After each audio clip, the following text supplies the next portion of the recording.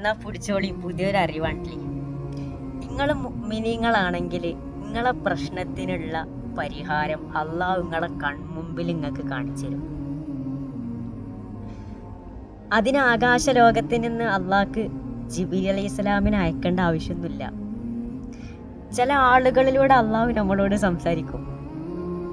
വായിക്കുമ്പോൾ ചില വായനകളിലൂടെ അള്ളാഹു നമ്മളോട് സംസാരിക്കും.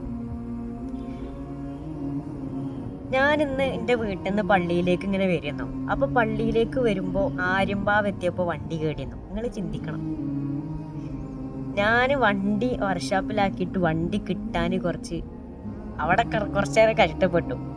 അപ്പം അള്ളാഹു എൻ്റെ കൺമുമ്പിലേക്ക് ഒരു ആയത്തങ്ങോട്ട് കാണിച്ചു തന്നു. ഞാൻ അത്ഭുതപ്പെട്ടു പോയി. ആ കാര്യം അത്ഭുതപ്പെട്ടു പോയി. എന്താ ആയത്ത് അറിയോ? വാസ അൻ തക്റഹു ഷൈഅൻ വഹുവ ഖൈറുൽ ലക്കും.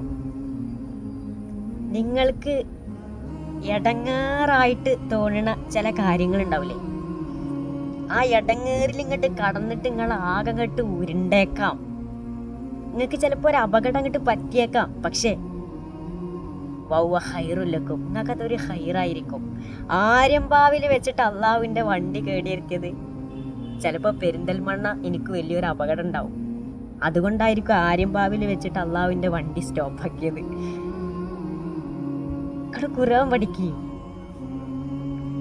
വാസ അൻ തുഹിബു ഷൈഅൻ വഹുവ ശർറുൽ ലക്കും. നിങ്ങൾക്ക് കിട്ടിയാൽ കൊള്ളാമായിരുന്നു എന്ന് തോന്നുന്ന ചില സംഭവങ്ങളില്ലേ, അതെനിക്ക് കിട്ടിയില്ലല്ലോ, അതെനിക്ക് കിട്ടിക്കുകയാണെങ്കിൽ അങ്ങനെ നിങ്ങൾ വിചാരിക്കണ്ട. വഹുവ ശർറുൽ ലക്കും, അത് നിങ്ങൾക്കൊരു ഷർറായിരിക്കും. അള്ളാഹു ഖൈറേ നമുക്ക് തരുള്ളൂ. നിങ്ങൾ പേടിക്കണ്ട.